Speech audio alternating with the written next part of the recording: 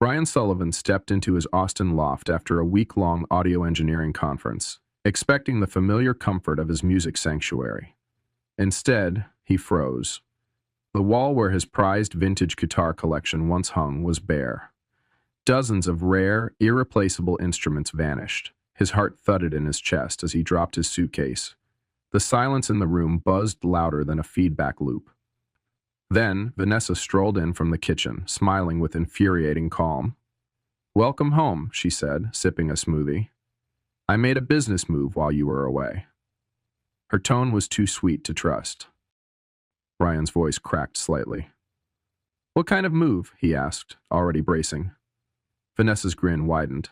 "I sold your guitar collection," she said, as if announcing a surprise party. "The money's funding my brand launch. You should be proud." "You funded my empire." His jaw clenched. She had no idea what she'd just thrown away. The '68 Les Paul his father gave him before passing. The Stratocaster he'd restored by hand after college because she saw them as collectibles gathering dust. But Ryan didn't scream. He didn't flinch. Not yet. Because Vanessa didn't know his secret. Months ago, after news of a local collector being robbed, Ryan installed GPS trackers in 5 of his most valuable guitars. As Vanessa turned away, sipping her second smoothie and glowing with betrayal, Ryan calmly pulled out his phone. He opened the tracking app. A live map loaded, red dots blinking across the city. The guitars were still active. Vanessa thought she'd erased his legacy with one move. But Ryan wasn't just angry. He was prepared. And now, her empire had left a trail. Ryan sat on the edge of the couch, staring at the pale shadow outlines left on the wall where his guitars had hung. Each empty hook felt like a wound. His fingers instinctively curled, remembering the weight of those instruments. His dad's Les Paul, the battered Yamaha from his first bar gig, the hollow-body Gretsch he saved for months to buy. They weren't just wood and strings. They were memory, legacy, and self-worth. And now they were gone, sacrificed on the altar of his wife's ego-driven ambition. Vanessa's words echoed in his mind. "You never played them anymore. I made them useful." As if preserving history was wasteful. As if his grief wasn't valid. For years, he had dimmed himself to let her shine, tolerating the growing narcissism cloaked in hashtags and brand deals. She saw his guitars as dormant assets. But to Ryan, they were the last pieces of a father he still missed. The soundtrack of a younger version of himself he wasn't ready to bury. Anger boiled low and deep, but he forced himself to breathe. He looked down at the app again. 4 of the trackers were active, 1 in transit. It wasn't too late. He still had a chance to get them back. But it wasn't just about the guitars anymore. Vanessa hadn't just sold his things. She'd sold off the one part of his life that still felt like his. For the first time in their 6-year marriage, he saw her clearly. Not as a partner, but as someone who could justify erasing him if it served her brand. And that's when he made the quiet decision. He wouldn't yell. He wouldn't cry. He would take it all back, methodically, and on his terms. Ryan took a slow breath and tapped the red blinking dot on the app. The first guitar, his Gretsch, had pinged at a boutique consignment shop downtown. Another, his father's Les Paul, showed movement near an industrial storage facility. A third was sitting idle in a music store across the river. Vanessa hadn't just offloaded them randomly. She'd sold them to high-end buyers, likely touting some made-up story to boost value. She underestimated him. Again. But Ryan wasn't impulsive. Years of sound engineering had trained him to be precise, patient, and always listening beneath the noise. He made 2 phone calls. First, to Colin, his oldest friend and former bandmate. "She sold them all," Ryan said flatly. "But I've got the locations." Colin swore under his breath, then quickly offered backup. "You gotta report this, man. That's theft. Plain and simple." Ryan hesitated. Filing a police report meant blowing up his life, exposing Vanessa's betrayal publicly. But this wasn't just a fight about property. It was about principle. He opened his laptop and began documenting everything. Transaction timestamps, screenshots from the app, past emails Vanessa had sent mentioning repurposing clutter. Next, he drafted a timeline of events, cross-referencing his travel dates with the movement of the guitars. The story took shape. Vanessa began selling the instruments weeks before his trip. She waited until he was gone to unload the rest. Calculated. Cold. It was all right there in the data. When he finished, Ryan stared at the spreadsheet and felt a strange calm settle in. This wasn't revenge. It was accountability. She'd sold off his path to fund her future.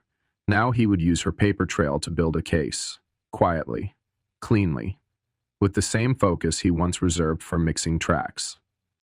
The next morning, Ryan walked into the downtown precinct with his laptop tucked under one arm and the weight of betrayal pressing on his shoulders.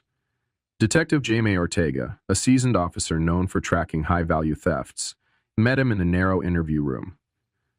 Ortega raised an eyebrow as Ryan laid out the documents. "Tracking devices on guitars?" he asked, intrigued. Ryan nodded. 5 pieces, all vintage. One belonged to my father. I've got live data from the last 48 hours. Ortega's demeanor shifted from casual to focused as the app lit up on the screen. Ortega asked precise questions: dates, movement, storage locations, potential witnesses. Ryan answered everything with the quiet clarity of someone who had spent a lifetime listening for things most people missed. When Ortega reviewed the consignment shop listings and saw that one guitar had already been priced at $14,000, 0 cents, he leaned back in his chair. "We might be looking at felony-level theft here," he said. "If she did this without your consent, it's not just betrayal, it's criminal." Ryan's pulse steadied. Finally, someone was calling it what it was. "Are you prepared to press charges if this leads to something bigger?" Ortega asked. "Because it might." Ryan didn't answer right away.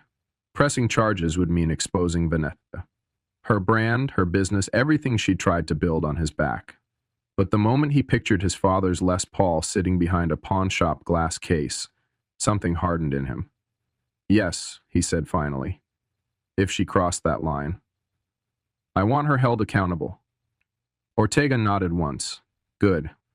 We'll start retrieval and dig into her transactions. If there's a trail, we'll follow it." As Ryan left the station, a strange mix of relief and sadness welled up in his chest. This wasn't just about guitars anymore. It was about integrity, about protecting the pieces of himself he'd let others take for too long. And this time, he wasn't walking away. Ryan didn't wait long. That evening, he walked into the kitchen where Vanessa was live streaming a skincare tutorial from their marble island. Her ring light glared in his face, but he didn't flinch. When she ended the stream, he said simply, "We need to talk." Vanessa sighed, annoyed. "If this is about the guitars again," he cut her off. "No, this is about theft. I went to the police today." Her smoothie glass paused midair. "General, you're kidding," her voice faltered, just slightly, before turning venomous. "You call the cops on your wife?" And Ryan met her glare with unflinching calm. "I call the cops on someone who sold property that didn't belong to her." Vanessa scoffed, walking to the fridge. "It was sitting there collecting dust. You haven't played in years." Ryan's tone sharpened. "And that makes it yours? You didn't just sell guitars, you sold pieces of my life. My dad's guitar was in that group." That finally broke through her smug facade. She hesitated. "Look, I didn't think you'd even notice. I thought I was helping us. Launching something real." He stepped closer, quiet but firm. "Helping us? Or helping your followers?" He held up his phone, the tracker app glowing. "You didn't cover your tracks as well as you thought. I've located most of them. The police are involved now. And they're looking into your business accounts, too." Her face shifted from defensive to pale. "You went through my accounts?" Ryan nodded. "I had to, because I realized the person I married wouldn't just lie to me. She'd erase me if it meant a better brand pitch." Vanessa didn't answer. She didn't have to. Her silence said everything. Detective Ortega called 2 days later with an update, and the news twisted deeper than Ryan expected. "We pulled her business financials," Ortega said. "She's been moving funds from your joint savings for at least 3 months, labeling them as consulting fees and brand development. Some of the guitar sales were processed through her LLC." Ryan gripped the phone tighter. Vanessa hadn't just sold his collection. She'd siphoned his money to bankroll her influencer empire, all while pretending to be self-made. The betrayal was more than personal now. It was calculated theft, dressed up in curated aesthetics. Target continued. The warehouse that had your Les Paul? It's a holding facility for luxury auctions. If we hadn't tracked it in time, it might have been gone overseas next week. Ryan's stomach turned. He pictured his father's guitar. It's Nick's, its fading cherry sunburst finish boxed up like a discarded antique. The thought made his chest tighten. You've got a strong case, Ortega added. Fraud, misappropriation, even embezzlement if a DA pushes it. Ryan exhaled slowly. This wasn't just a relationship falling apart. It was a crime scene he'd lived in without even knowing. That night, Ryan sat at his desk, combing through old emails and receipts, retracing every step Vanessa had taken. He found one invoice where she billed herself for content props and listed 3 of his guitars by serial number. She'd been planning this for longer than he thought. The realization hit hard. She didn't just betray his trust, she monetized his past. And no matter how many followers she had, no algorithm could cover up a paper trail this clear. Ryan's grief turned to focus. Now, it was about justice, and he wasn't letting go.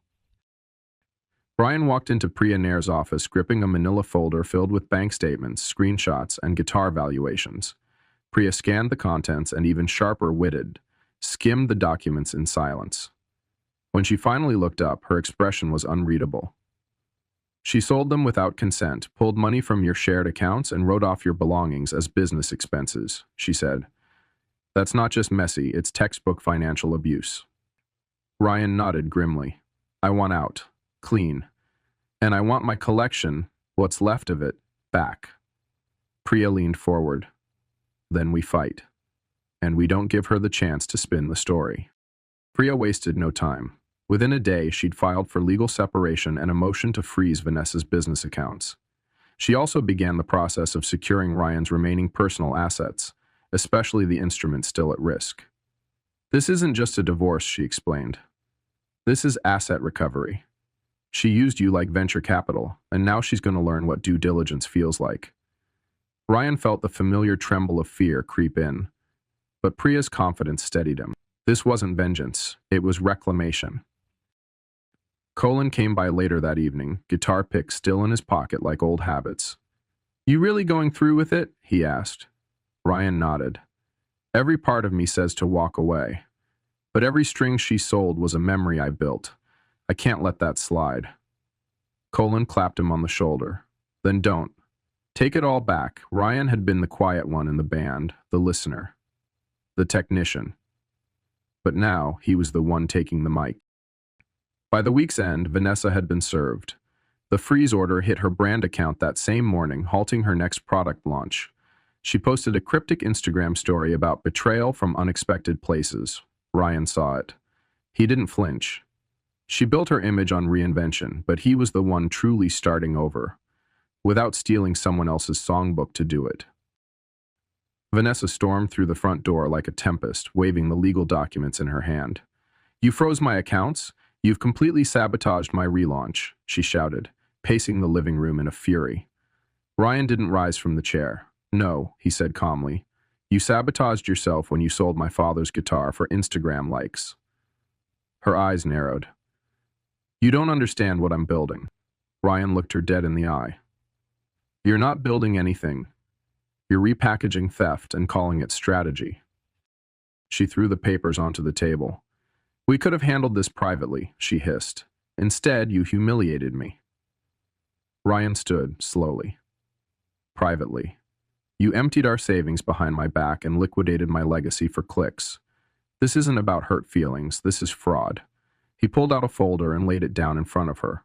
Printed invoices, transaction logs, screenshots of her posts captioning his guitars as studio prop. You've been collecting evidence? She whispered. For weeks, he replied. And so has law enforcement. Her shoulders slumped, the bravado draining. You think you've won? She said bitterly. Ryan didn't smile. He didn't gloat. There's no winner here, Vanessa. Just truth and consequences. She looked around the room, the same one that had once been filled with music, and realized she couldn't talk her way out this time. As she grabbed her bag and walked out, Ryan felt no satisfaction, only clarity.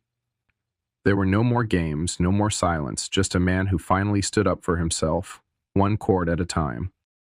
A week later, Detective Ortega called with news that brought a rare sense of relief. "We've recovered 4 of your guitars, including the Les Paul," he said. "The auction house is cooperating and charges have been formally filed." Ryan felt his throat tighten. That guitar had once belonged to his father, played every Sunday morning before church, and now it was finally coming home. The evidence had been overwhelming. Sales records, tracking data, and even a digital trail of Vanessa's posts glamorizing what she'd stolen. The DA was moving forward with theft and misappropriation charges. Vanessa's influencer world unraveled quickly. A local news piece picked up the story of the case, framing it as a cautionary tale of social media excess and stolen legacy. Her sponsorships evaporated within days. Ryan didn't take joy in her downfall, but there was peace in watching the truth surface, unfiltered. Meanwhile, his legal case progressed. Priya worked to finalize the divorce, protect his financial standing, and ensure that Vanessa couldn't lay claim to any recovered assets. "You were never the silent partner," she reminded him. "You just forgot how loud your voice could be." When Ryan picked up the Les Paul from evidence lockup, he ran his fingers along the fretboard like greeting an old friend. It was scuffed but whole, just like him. He carried it home in silence, no cameras, no crowd.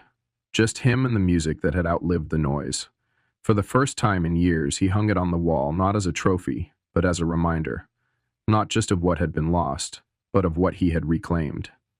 Justice hadn't erased the damage, but it had honored the truth. And that was enough. In the months that followed, Ryan moved into a smaller loft on the east side of Austin, a place filled with light, silence, and space that finally felt like his. 1 bedroom, 1 studio, and a wall already set for the guitars he'd recovered. He spent mornings restringing them, not to preserve the past, but to write something new. The sound of tuning pegs, the scent of old wood and polish. It was therapy. He wasn't rebuilding the same life. He was building a better one, on his own terms. By spring, Ryan launched a small side business restoring vintage guitars, something he dreamed of for years but never pursued because it hadn't fit into Vanessa's aesthetic. Now, orders trickled in from musicians, collectors, and even students. Word spread through Austin's tight-knit music scene. Local podcaster invited him to share his story. Not about the scandal, but about protecting your craft in a world that sells fast and forgets slow things. He accepted. Sitting behind the mic again, this time without stage lights or pretenses, Ryan spoke plainly. "Everything I thought I lost led me back to what matters." His friends noticed the change. Steadier, clearer, and yes, finally happy. Colin started coming by with old band charts, hinting at a reunion jam. Even Ortega dropped off one last recovered guitar with a rare smile. Ryan strummed it in the quiet of his new home and felt something settle. The past hadn't broken him. It had tuned him. He'd gone from silence to song, not by screaming, but by listening closely, then striking back with precision. And now, with every note he played, he wrote the score of a man who chose truth, resilience, and melody over noise. His new soundtrack had just begun. Ryan's journey wasn't just about recovering stolen guitars. It was about reclaiming his identity. For years, he had played the background role, supporting Vanessa's ambitions while silencing his own passions. He mistook tolerance for peace and compromise for love. But when she crossed the line, monetizing his memories, selling off his father's legacy, he realized that boundaries aren't selfish, they're necessary. Her betrayal didn't just expose her character. It forced Ryan to confront his own silence. He didn't respond with rage. He responded with clarity, preparation, and conviction. That choice made all the difference. But what he learned is something many people overlook. Sometimes the loudest power move is made quietly, with documentation, discipline, and a refusal to be erased. In choosing to act rather than react, Ryan took back more than guitars. He took back agency. He discovered that even in heartbreak, there's a path to integrity, and that healing comes not from revenge, but from rebuilding. His guitars may have carried scars, but they still played, just like him. In the end, Ryan didn't just survive betrayal. He transformed it into rhythm, restoration, and purpose. His story is a reminder. Protect what you love, speak when it counts, and never let someone else write your song. Brian's story is a powerful reminder that true strength often comes not from confrontation, but from clarity, preparation, and self-respect. For too long, he allowed his passions to be sidelined in the name of keeping peace. But when his legacy, represented by the guitars he cherished, was stolen and sold by the person he trusted most, he was forced to make a choice: stay silent or stand up. He chose the latter, not with anger, but with intelligence and grace. The lesson here is about boundaries and the courage to enforce them. Trust, once broken, requires accountability. Ryan didn't lash out. He gathered evidence, sought legal help, and made thoughtful decisions. His calm response dismantled the illusion of power his wife tried to wield, and proved that quiet resilience is often louder than rage. More importantly, Ryan rediscovered himself. He turned betrayal into a catalyst for rebirth, reclaiming not only his instruments but his voice. In doing so, he found purpose and freedom. The message is simple yet profound. Protect your passions, honor your past, and never underestimate the quiet power of standing up for yourself. Sometimes the best revenge is rebuilding your life with integrity and never looking back.